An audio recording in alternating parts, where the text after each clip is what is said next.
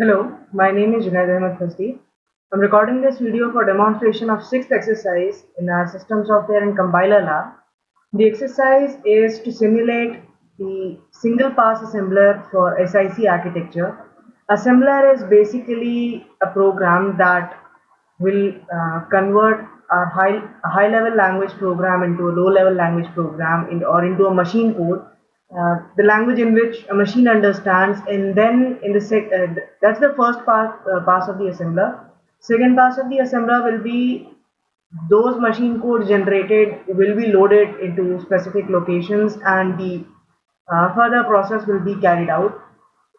So the algorithm that we will be using is we have to open and read an input file.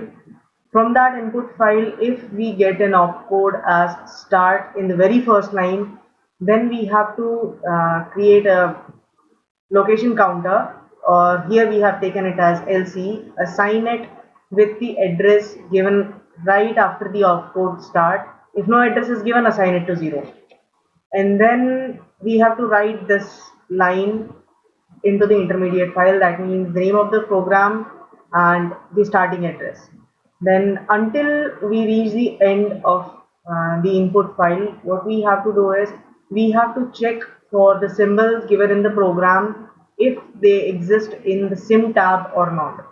If they exist in the sim tab, then we have to throw an error. If they don't exist in the sim tab, we have to add them to the sim tab, and we have to assign we have to give the value of the address where that symbol is stored.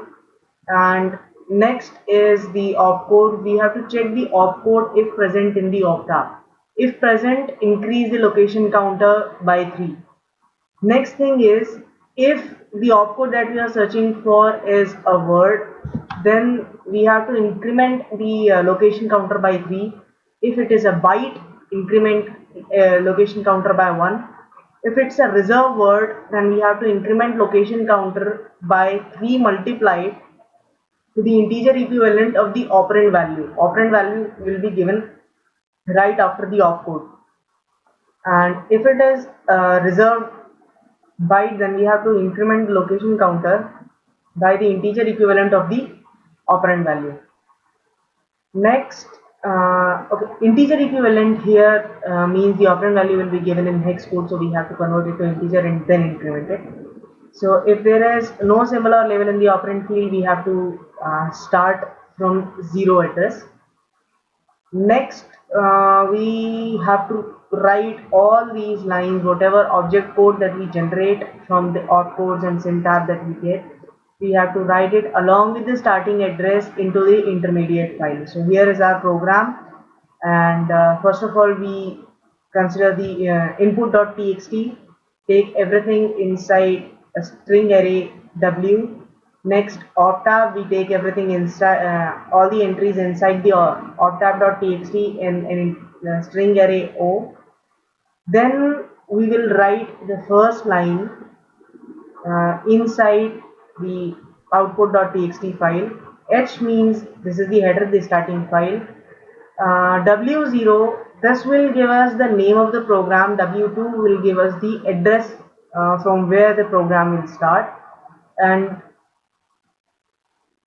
next one, we will be searching the symbol inside the sim tab. If we find the symbol, we have to throw an error. Otherwise, we have to write the symbol inside the sim tab along with the address where the symbol is stored.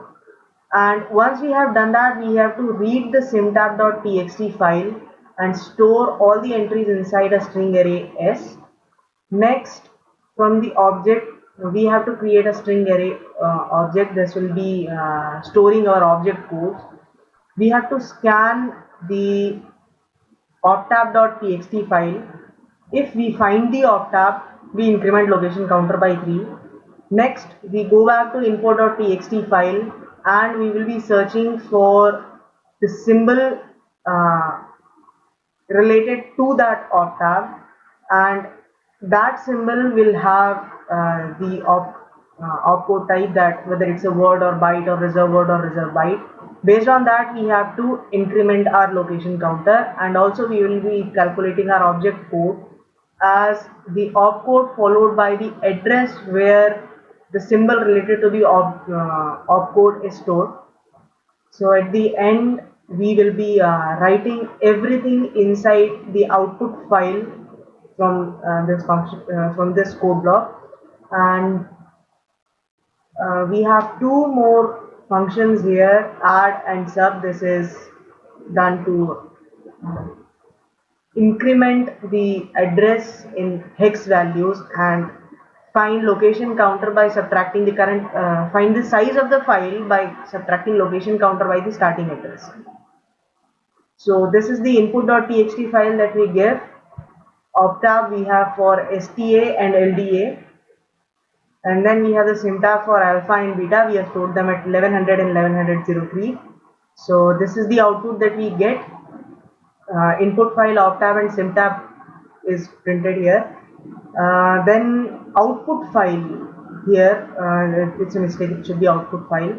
Output file will be H, header, copy, then starting address, this is the size. Next, this is P, that means the input inside it, starting address, size, object codes, and this is end of the file. So after this, we have finished the simulation of first pass of assembler in SIC, um, and we can see it's clearly that it's functioning properly, and I hope whatever I've done is clear and understandable to you. Thank you.